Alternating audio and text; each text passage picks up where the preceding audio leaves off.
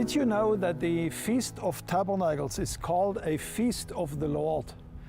Many times people come to me and they say, Jürgen, we really like the Feast of Tabernacles of the Christian Embassy. Now let me tell you, the Feast of Tabernacles is not a feast of the Christian Embassy.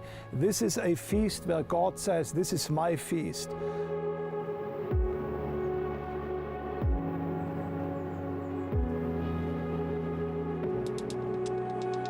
And we as Christian Embassy for now more than 42 years, we have the incredible privilege to be stewards, to be organizers of this feast here in Jerusalem. And what a blessing it is to see the nations of the world coming year after year to celebrate this feast of the Lord.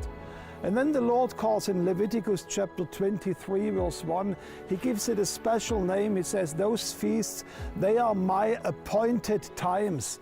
The Hebrew word for that is the word Moed. And the best way how you could probably explain a Moed is like a specific calendar entries where God says, that's the time when I want to meet with you. So in a way there is an open standing invitation of the Lord where the Lord says, I already have a date in my calendar that where I want to meet you right here in Jerusalem. And of course I'm fully aware that the Lord is everywhere to be found at any time, at any location. However, there are special times where the Lord wants to meet us in unique ways. And we hear this so many times from pilgrims coming up from around the world, how special this time was in Jerusalem. They said it's really, we met with God right here. And when the people of Israel were coming to celebrate the feast, they went into the temple according to this, along this gigantic staircase. And if you follow me along those staircases, you will notice something very quickly, that each one of those stairs that are walking up to the temple has a slight different size.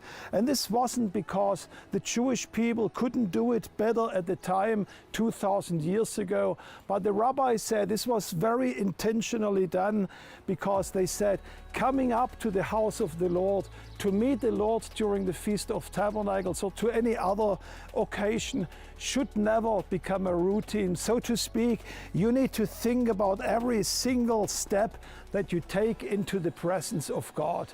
And what a beautiful parallel that is also for our experience. We can tell you so many stories how people experienced the very presence of the Lord each year in a different way. There is never a routine where we know things were happening the same way how last year. Each year the Lord shows up in fresh and in new and dynamic ways. And I want to personally invite you to join us this year. Join us as we go up to the mountain of the Lord to meet Him here in Jerusalem. I look forward seeing you here in Jerusalem.